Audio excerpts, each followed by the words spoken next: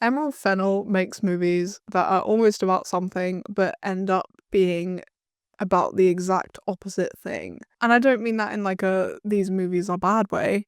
I mean it in the very specific structural sense. The premise of each film suggests one trajectory, a radical feminist revenge thriller, or an eat the rich satire, a gothic story about racial and social otherness. And yet the execution lands in a place that actively contradicts those ideas. Take Promising Young Woman, for example. It's revenge for sexual assault, and that's a premise with history behind it. The rape revenge genre has long been about the uncomfortable mix of exploitation and catharsis, of brutality and justice. It's a genre where, at its best, anger and grief have narrative power. A modern female led take on that could have been brutal and cathartic and even radical, a way to explore how systemic misogyny persists, how survivors carry rage. Instead, what we get is a movie that swapped out vengeance for vibes. Cassie's power is largely performative, pastel costumes, ironic pop music, and elaborate pranks.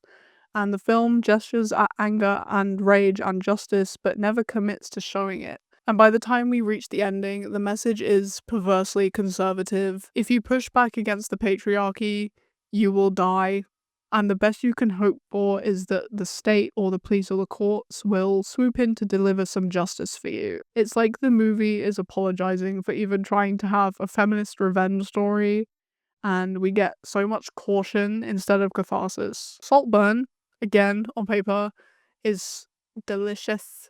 The setup is amazing. This is an outsider infiltrating the lives of the rich and decadent. This could have been Parasite. It could have been The Talented Mr. Ripley.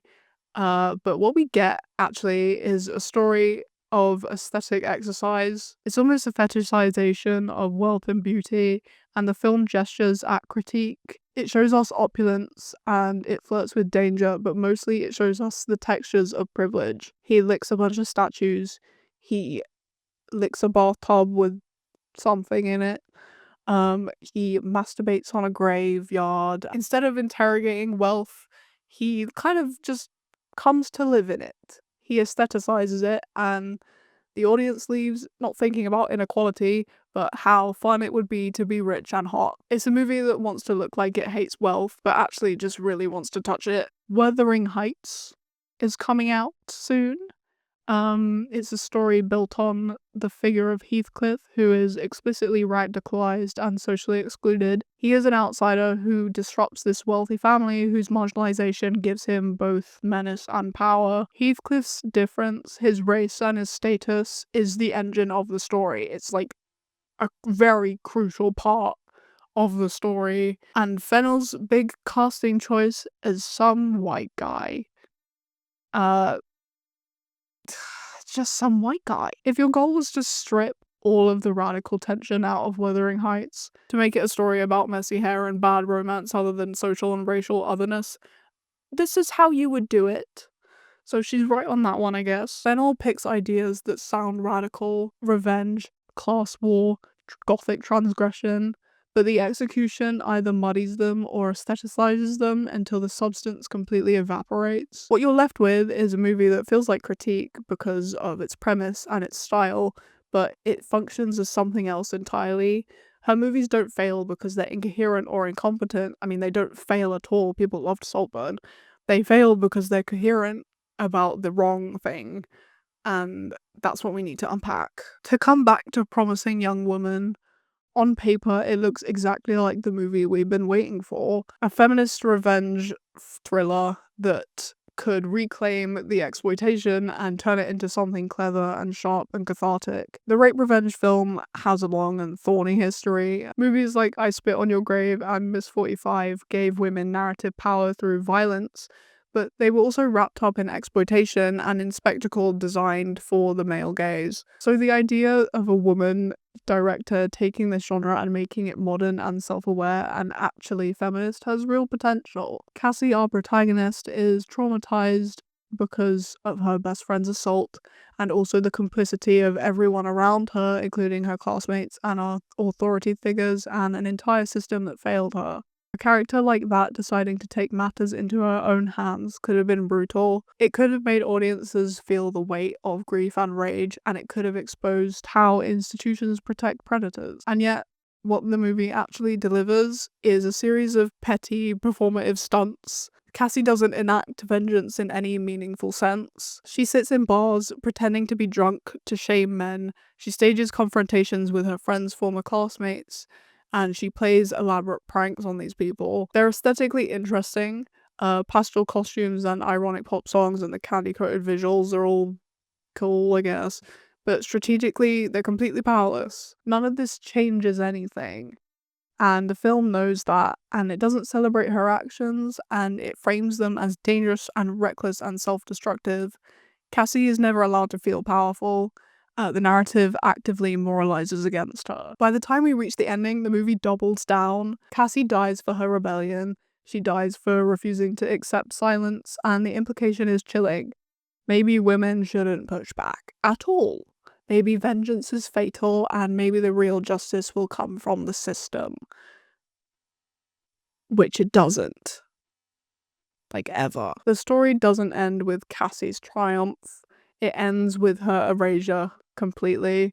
And that's not a critique of the system, I think that's an endorsement of it. This is why the supposed moment of catharsis at the end of the movie doesn't feel empowering.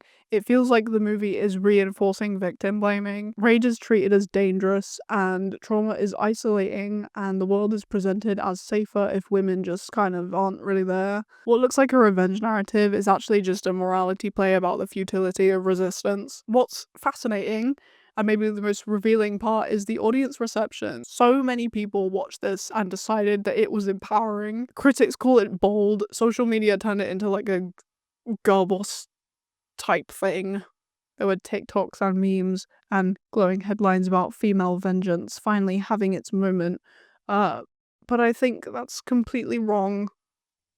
That is not the takeaway. It's deeply conservative about trauma and rage, and it punishes the protagonist for being angry, for trying to reclaim agency, and it disguises that punishment beneath the surface level sheen of a feminist statement. If you take all the promotional material of like the posters and the interviews and like the tagline, and then line them up against the actual plot, the dissonance is absurd. On paper, it's marketed as like this girl boss revenge filler, and in practice, the story says, don't try anything, don't push back, don't push your luck, or you'll die.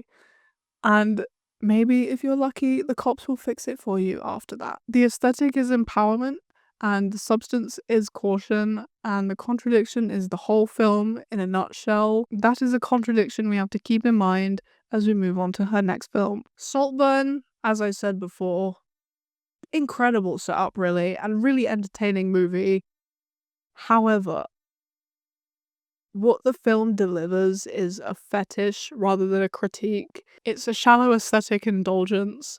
The camera lingers not on the inequality or exploitation, but on silks and marble statues and big, massive estates and golden hour decadence. It's not about the mechanics of class power or the violence that sustains it. It's about how pretty wealth looks when you shoot it in slow motion. What should have been satire kind of collapses into like TikTok core fantasy. Oliver's arc is where the hollowness becomes undeniable. Rather than giving us a sustained meditation on class power and ambition and moral corrosion, we get a messy, self-absorbed fixation on a rich friend. His obsession isn't political, it's just completely aesthetic. The climax of his obsession is getting off with a grave. That's the grand statement. The emotional crescendo of the film is somebody getting off with a grave. The movie gestures at critique. It like tosses out images that look like satire and moments that suggest eat the rich energy, but the gestures never land. What's left is something closer to wish fulfillment. Wouldn't you also want to be like them? The satire collapses under the weight of its own aesthetics, basically. Instead of dismantling wealth, the film luxuriates in it, Instead of making the rich monstrous, it makes them magnetic. Oliver, the outsider, doesn't challenge the system, he becomes the most devoted disciple of it. His triumph is not a critique of this privilege, but rather an advertisement for how seductive it is. The audience reception of this was so weird. It's a good movie, it's very entertaining to watch, but it treated Saltburn as like this radical new wave text. It was called Eat the Rich cinema for so long. There were some pieces that slotted it right next to Parasite as though they belonged to the same tradition. Where Parasite exposes inequality as a structural condition maintained through violence, Saltburn invites viewers to envy it. The cleverest character is the one who learns to swim in this system, to eat someone's cum in a bathtub in this system rather than dismantling it. When you look at Fennell's work as a whole, it's not just the execution that is occasionally clumsy. She picks high concept, socially charged premises, revenge for sexual assault, class resentment, literary adaptations framed as critiques of society, and then promptly empties them of critique. Instead of interrogating systems, she funnels everything into aesthetic, spectacle, and individual melodrama. This creates the illusion of radical storytelling. On paper, her films read like manifestos, promising young women promises of feminist reckoning, Saltburn promises a scathing dismantling of privilege. Both posters practically beg to be shelved under social critique, but in practice the substance is weirdly conservative. Promising Young Woman punishes anger, and Saltburn glamorizes wealth. What should have been critique becomes cautionary tale, and what should have been satire becomes fetish. The social critique is always just set dressing, wallpaper for a melodrama about one or two characters suffering beautifully. And once you see the pattern, it's hard to unsee. She belongs to a lineage of filmmakers who flirt with radicalism but never commit. Coppola's The Bling Ring wants to critique celebrity culture, but mostly just fetishizes Gucci and Prada. Sam Levinson's Euphoria gestures at addiction and trauma and race, but the takeaway is, watch these pretty people self-destruct in neon lighting.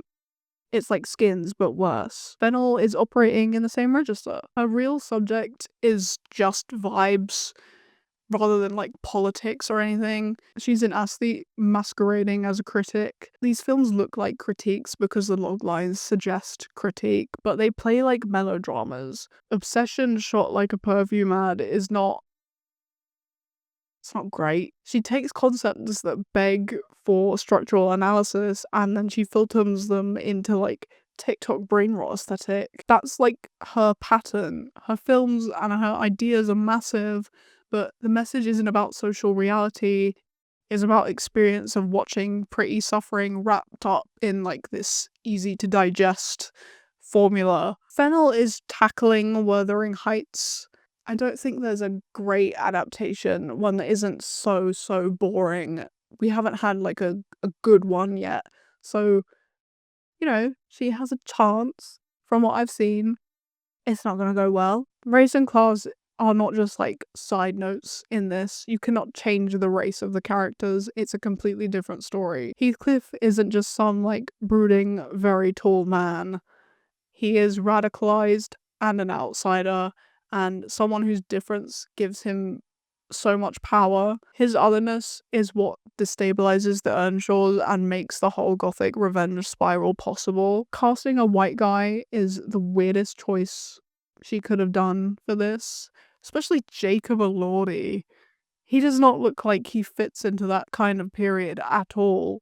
And he's not, and he's a white guy. The thing that gives Heathcliff his bite, the way that he embodies social and radical exclusion, is just straight up erased. Instead of a figure who exposes how class and race intertwine in violent ways, we're left with another generic, sad white man. If the point of this adaptation was to sand down everything threatening, everything politically charged, and everything messy about Bronte's novel, to make Heathcliff aesthetic rather than dangerous, then mission accomplished. This isn't like a neutral casting choice. It tells you exactly what kind of filmmaker Fennell is.